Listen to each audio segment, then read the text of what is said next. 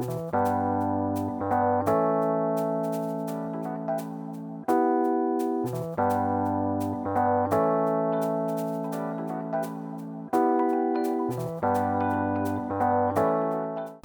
we talk about data privacy, a lot of people immediately think about GDPR. Mm-hmm. Was GDPR a big progress or just an additional burden for companies? I think it's probably a bit of both. I think it's progress in an ethical sense, certainly, and I think that the way in which people's data had been treated prior to GDPR was raising a lot of questions, and with good reason. And so I think to put the pressure on companies to get informed consent and to treat people's data with the respect that it deserves is a very good thing. I think the challenge is because GDPR only affects European companies or companies operating in Europe. When we look at developing algorithms and machine learning techniques that require large data sets, it's going to mean that European companies are going to have a much harder time getting those large data sets than, for instance, a company which is not European, operating outside Europe. If there are no sort of regulatory boundaries on the collection of data, they could potentially get data of millions of people quite easily. And then through that, they would be able to develop their algorithms to a much higher level of accuracy than we would be able to in Europe. I think one of the challenges down the line might well be for the European Union to start to say, well, how has your algorithm been developed? And maybe looking into the background for the development of algorithms. I'm not sure how realistic that is. Well, the core of the informed consent is to accept the terms of conditions. Mm-hmm. Did you ever read it? Very rarely. And I regularly, when I hold lectures, of 100 students, I'll ask who's not on Facebook. Nobody ever read it. No, exactly. Everybody accepts it because he wants to install the new app. He wants to have access to a certain kind of application or data or whatever. So what's then the benefit of having informed consent if the consent is ticking a box without reading? Yes, well then if you're ticking a box without reading it, you haven't really given informed consent because it's not informed. You don't know what you've had the option to be informed, and by ticking the box, you've effectively waived that option to be informed and said, I don't care, I'm going to consent anyway. You can't really call that informed consent, but then there's only so far you can go with people, and particularly when the terms and conditions go on for pages and pages. I remember a few years ago, somebody estimating that it would take the average person 3 months reading 40 hours a week in order to read all the terms and conditions for everything they signed up to each year. And so there's just no way that we could do that. It's just unrealistic. So there's a certain balance. And unfortunately, I think what happens for a lot of people is we tend to think, well, everybody else has signed this, therefore it's fine. Or, oh, it wouldn't get onto the Google Play Store if it wasn't all right. And so we tend to trust either in numbers or in some sort of technological authority to say it must be okay, and then we kind of waive our responsibility. And of course you can't really do that. So why not to have any kind of public body checking this instead of the individual citizen? A public body might be more qualified, and it might be much more efficient than to expect each citizen to spend 3 months a year. If you have some public regulatory body whose job it is to oversee these things, then I think that has a much better starting point for certain. And I think with something like GDPR, again, you kind of got that coming along now, in that when companies start to act unethically or not in accordance with GDPR, if somebody sees that, then they can take them to court and sort of take the process forward from there. Are there any public bodies existing that act like that, or are there any initiatives to establish such bodies? Not that I'm aware of. Well, I mean, I suppose in the UK you've got the Information Commissioner's Office, and you've got various data protection offices around Europe. And I think that's probably the closest that we have, is looking at how companies, but that's looking more at how companies are treating data, what they're actually doing with the data, and then, again, in the light of GDPR now, fining the company quite substantially in many cases. In the next few years, the sheer amount of data will dramatically increase because of sensors, of Internet of Things. How could this massive increase of data be organized? Well, you cannot push a button to informed consent on every video camera that's recording you on the public sphere. Yeah, it's problematic. I mean, there's on several levels. I mean, firstly, there's an assumption that if you're in public, then you don't have any notion of privacy, which of course isn't true. For instance, when we're at a restaurant, we're in public, but we expect a degree of privacy with our conversations in the restaurant. And were the restaurateur to put a microphone on your table hidden in the flowers, you would rightly feel that your privacy has been invaded. So I think we do have an element of privacy in public. One way in which so far that has been maintained is because CCTV cameras, they record you, but they don't know who you are. And I think one of the big changes coming there is going to be facial recognition. As soon as facial recognition becomes automated, then yes, you're going to lose any sense of anonymity in public, and that would be problematic.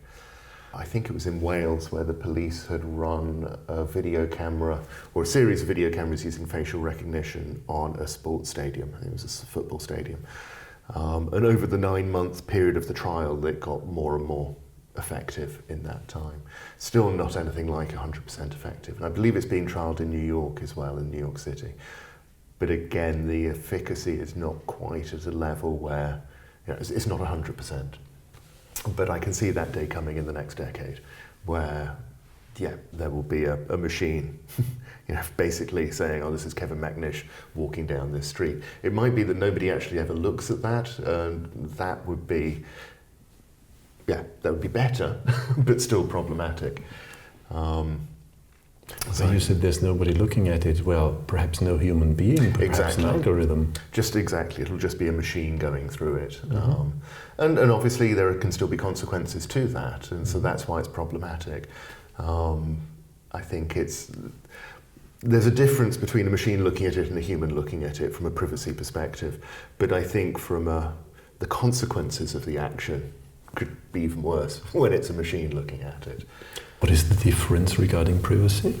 Well, I think it depends what you see privacy as doing, what privacy is.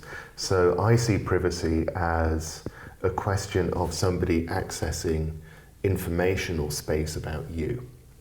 And I think that for it to be an invasion, for it to be a privacy problem, I think that it requires a degree of understanding.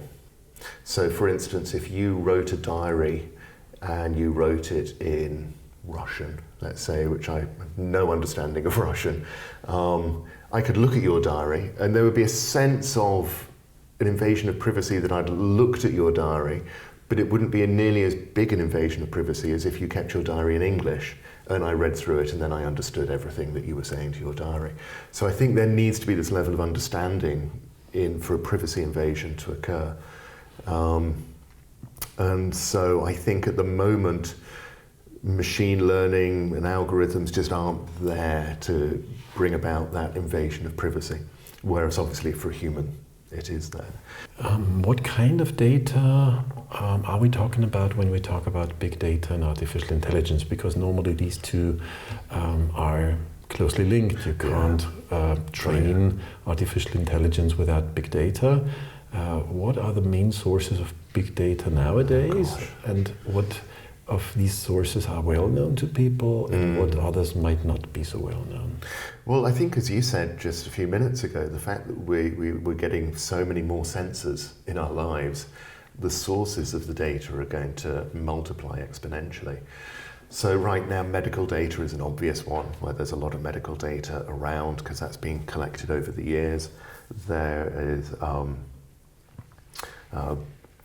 arguably banking data within banks, vehicle data increasingly, vehicles that are having black boxes put in them by insurance companies and so on. And then just a customer loyalty card data, another big source and one of the earliest recognised sort of sources for big data there. And I think things like social media, browsing history, things like that are all providing data. I think that there's something for a lot of us that's just a little bit creepy, a little bit strange about companies having this potential for knowing about us. and a potential for knowing far more about us than arguably even we know about ourselves. I mean, when it gets to the stage that based on my Facebook friends, my Facebook likes, Facebook can, with a reasonable amount of accuracy, probably tell you which way I'm going to vote at the next election. I haven't even made up my mind which way I'm going to vote in the next election, but Facebook already know that from that data, and that feels very intrusive. They know something about me that I don't even know about myself, or they could know something about me if they did that work. And I think then on top of that, the fact that Facebook, Google, all these other companies are just that, they're companies. So they're not public bodies, they're not subject to election, there's no level of public accountability, they're purely accountable to their shareholders and whichever government happens to run the country in which they're based.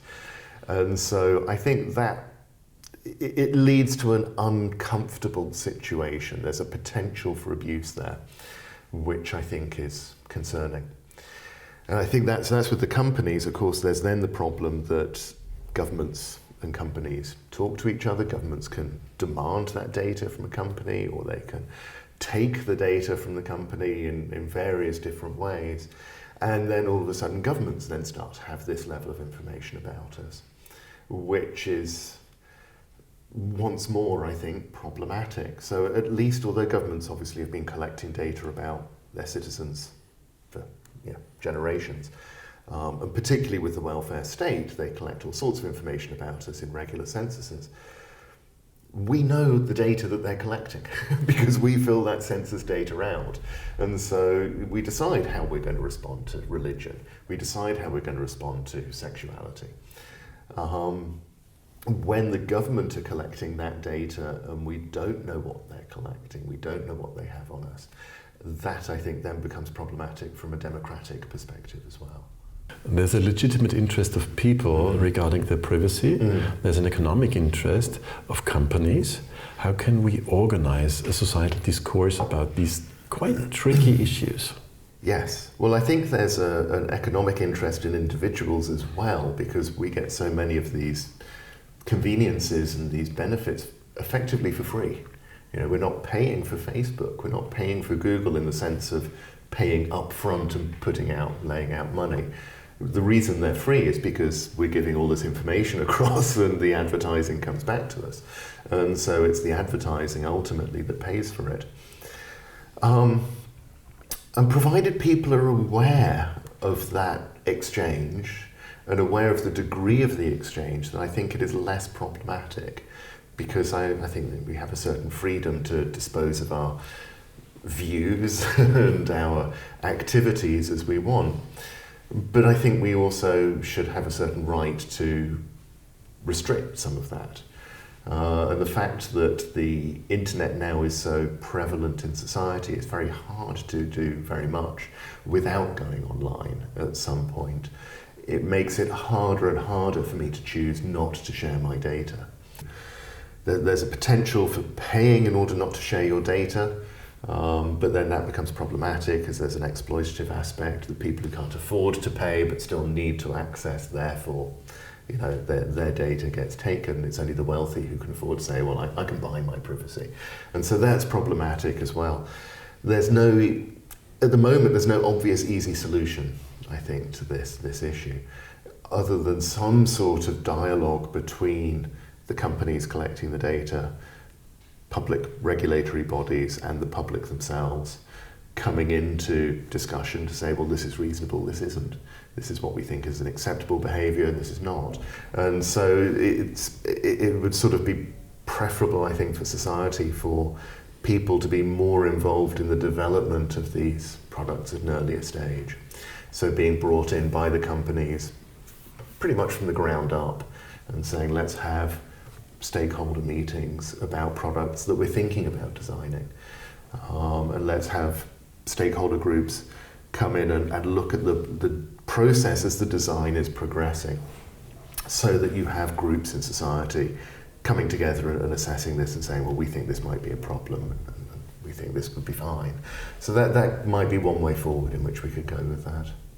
There's been a substantial debate about data privacy during the last years, but is this just a phenomenon of the 2010s? Do you think in the year 2030 anybody will care about data privacy?